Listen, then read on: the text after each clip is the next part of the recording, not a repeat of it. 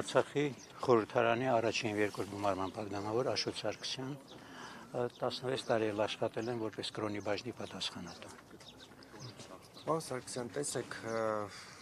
այն ինչ տեղի ունեցավ ապրիլյան քարորյա պատերազմում հայտնի է բոլորիս, դրանից հետո արդեն 44-օրյա պատերազմը, հետագա զարգացումները եւ վերջում, որ արդեն իշխանության կողմից հնչեցին հայտարարություններ, որ արցախցիները չեն կռվել, որ Ղարաբաղյան շարժումը շարունակել պետք չի։ Ուրեմն ասեմ ապրիլյան պատերազմի վերաբերյալ մեր հետախուզությունը գիտեր, որ պատերազմ պիտի սկսվեր, բայց չեն նախապատրաստվել ոնց պետք է։ Դրանում ես 100% համոզված եմ։ Այնուհետև երբ պատերազմը սկսել է հենց առաջի օրը, ես գնացել եմ, որ հերթագրվեմ, ինձ ասել եմ, քանի որ ազատամարտի միության անդամ չես, չեն հերթագրել, բայց եղբորս հերթագրել են, ինքը գնացել է պատերազմի, ես մնացել եմ որպես թիկունքում։ Հիմա այդ պատերազմի ընթացքում բարձ է ինչ է եղել, իրենք ինչ տեխնիկաներ են օգտագործել, առաջի անգամ բայրակտարներն են փորձարկել եւ մնացած եւ ինձ համար խիստ զարմանալին այնակ Սերժ Սարգսյանի հայտարարությունը, որ ինքը չի իմացել, որ իր շտաբի պետը գնացել է Մոսկվա եւ պայմանագիր համաձայնել զինադադարի պայմանագիր։ Հետագայում երբ Սերժ Սարգսյանին հարցրել են ինչու են բարձունքները մենք չենք հետ գրավել, որովհետև այդ հնարավորություն մենք ունենք, ինքը հայտարարել է, որ չի ուզում ավելորդ զոհեր տա։ Իսկ ես որպես զինվորական, հետագայում ես եղել եմ Արցախի շտաբի պետն եմ եղել, Աշխարհազորի, Ստեփանակերտի Աշխարհազորի շտաբի պետն եմ եղել։ Ես գիտեմ ինչ է նշանակում զինվոր, զինվորը հրաման է կատարում, ոչ թե հետ է նահանջում կամ ինչ կամ ինքը եթե կռվում ես, դու պետք է պատրաստես նայել հայրենիքի համար զոհվելու։ Այդ ամբողջ խնդիրը, ոչ թե այն բարձունքները մենք հանձնել ենք եւ հետագայում դա հաջորդ պատերազմի ժամանակ հիմք հանդիսացել հենց անմիջապես մեր տարածքները գրավել, մանավանդ Մարտակերտի այդ վերին շրջանը հենց իրանց պատճառով է, որ ժամանակին մեր այդ կարևորագույն դիրքերը հանձնեն, ինչպես հիմա, որ այսպես կոչված այդ ադրբեջանցիներ այն բարձունքները մերոնք վերցրել են, մեր ոչ չասեմ այսպես կոչված շտաբի պետը հայտարարում է, որ Սովածանան Ծարավանան իջնելու են, ինքը խելքը իրանա գնացել, որովհետև անասունում մենակ այդպես կմտածի, եթե կեր չկա իջնում է։ Դրա համար ինձ համար խիստ զարմանալի է, որ նման մարդիկ եւ նման հայտարարություն են անում։ Իսկ այսօր մենք հավաքվել ենք արցախցիներով եւ իհարկե բոլոր ցանկացողներն էլ այստեղ եկել են ապրիլյան այդ պատերազմի զոհերի հիշատակը հարգելու։ Դա մեր խնդիրը։ Եվ կանրադառնեք բանին, հա։ Գիտեք, բոլորն էլ յուրաքանչյուր տեսակետն են էլ արտահայտում։ Հիմա տեսնում եք հենց ամերիկյան այս ժամանակակից պատերազմը։ Թրամփը այնտեղ հայտարարում որ մենք արդեն հաղթել ենք, իրանք էս այդ նույնն էլ եղել է մեր պատերազմի ապրիլյան բանն անում, որ իրանք են հաղթել, բայց ինչ է տեղի ունեցել, փաստորեն դա նախահիմք կամ նախադուռը կարելի է հաշվել հաջորդ պատերազմին։ Իրենք այն բանակում ասում են, չէ,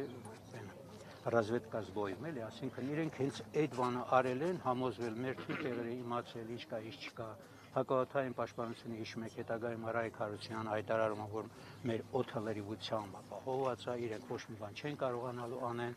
բայց չմոռանանք նաև որ պաշտպանությունը օդային նաև հանձնված է եղել ռուսներին, որոնք չեն օգտագործել։ 3 օր թույլ են տվել, 3 օրվա ընթացքում այդ 44 օրյա պատերազմի ընթացքում ահռելի քանակությամբ մենք բայրակտարներ ենք խփել։ Նրանց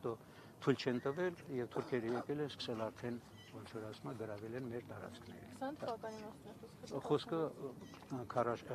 20 թվականի։ Հիմա դուք կանրադառնաք վերջի հայտարարություններին, որոնք հնչել են իշխանությունների կողմից, որ արցախցիները փախան, հատկապես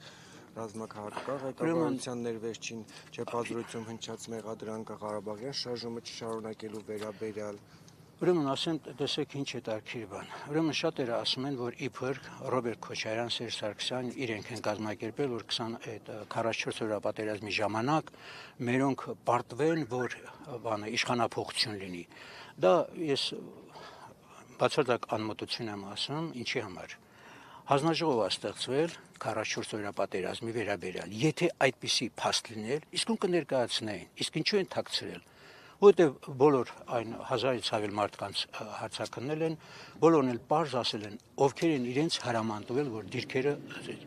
հիմա կոնկրետ մեր օրինակը ասեմ, Աշխարհազորը։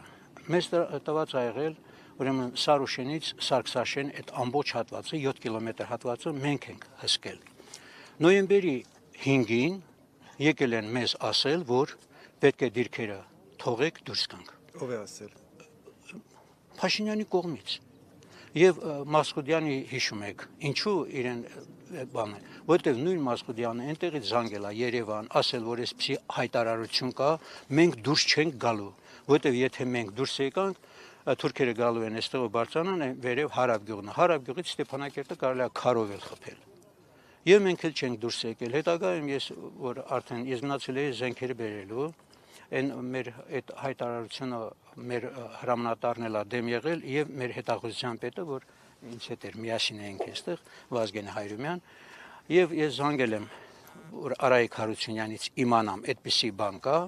զանգել եմ գեներալ Վարդան Բալայանին։ Ինքը ասլա ես կպարզեմ, ինչեւ հիմա պարզում են։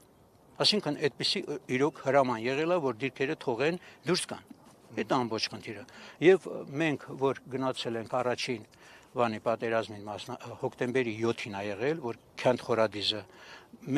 մեզ հագցրել են սպեցնազի հագուստ, պատկերացրեք աշխարհազորայիններին եւ ասել, որ այդ Քանդ Խորադիզը պետք է մենք գնանք վերցնենք։ Մենք գնացել ենք վերցել Քանդ Խորադիզը, որ պիտի օգնության գային, հրամայել են օգնության չեն եկել։ Եվ արդեն տանկերը, որ թիվը արդեն 64-ի է հասել, մերոնք բնականաբար թողել են դիրքերը եւ հեռացել։ Ոչ թե փախել են, այլ հեռացել են դիրքերից եւ այդ պատերազմի ընթացքում մենք տվել ենք 4 զո 17 վիրավոր։ Իրենց պատճառով, որ չեն եկել օգնության ժամանակին։ Այն էլ ոնց է եղել, տանկերը, որ եկել են սկսել արդեն մերոնց վրա խփելը, բնականաբար արդեն մերոնք պիտի վերկենային խրամատներից, որտեվ եւ ականանդետներով են խփում եւ ամեն տեսակ գրադով բանով խփում են, պետք է տեղը գիտեն, բնականաբար պիտի դուրս գան։ Դուրս են եկել այդ շարժվելու ժամանակ 4 հոգի մենք զոհ ենք տվել եւ հետագայում գնացել 2 հոգի այնտեղից հանել։ Երկուսին հնարավոր է եղել հանել, երկուսին չեն կարողացել, որտեվ անընդհատ կրակի մեջ են եղել։ Այնպես որ նման հարցեր կա, էլի հիմա այսօր կանգնում են ասում, որ փախել են, չեն եկել։ Լավ, եթե փախել են, չեն եկել։ Գլխավոր գերագույն հրամանատարը դու ես։ Ինչու՞ չես պատժել։ Եթե իրոք թողել են դիրքերը փախել։ Այնքան էլեմենտար բաներ կա, եւ հիշում եք այն Իսկանդարի մոմենտը, որ ասում է 10% է պայթել։ Այ խելոք, գոնե մոտ մին մասնագետ չունես, քեզ բացատրեմ, որ պատկերացնում ես հրացանը խփես 10%-ով պայթի, այդպեսի բան չէ, փամփուշտը 10%-ով պայթի։ Եվ ավելի կարևոր հարց, ինչու այն ժամանակ չեն խփել Բաքվի այդ նավթամողին, եթե խփեին Իսկանդերը, պատերազմը կավարտել։ Իսկույն կավարտել պատերազմը։ Իսկ չեն խփել, որտեղ պայմանավորված է եղել։ Բոլորն էլ գիտեին։ Ես լինելով աշխարհազորային կարող եմ ներկայացնել, որ աշխարհազորայինները, որ եկել էին Հայաստանից, ես ամսի 28-ին, սեպտեմբերի 28-ին, ես ցուցակագրել եմ 189 հոգու Հայաստանի Հանրապետությունից եկած։ Մարդիկ են եղել, որ կյանքում ավտոմատով կրակած չկային, բայց այդ մարդիկ եկել են, որ կռվեն։ Հիմա նմանատիպ մարդկանց վերցել են տարել խրամատները։ Այդ մարդիկ մնացել են 10 օր, 20 օր, ոչ մի օգնություն, ոչ մի բան, խրամատները թողել են դուրս եկել։ Որտեւ իսկականից ոչ հրամանատար կա, ոչ բան կա եւ ոչ սնունդ կա, այդ մարդիկ ոնց մնային։ Փաշինյան։ Էդ էլ քո արածը։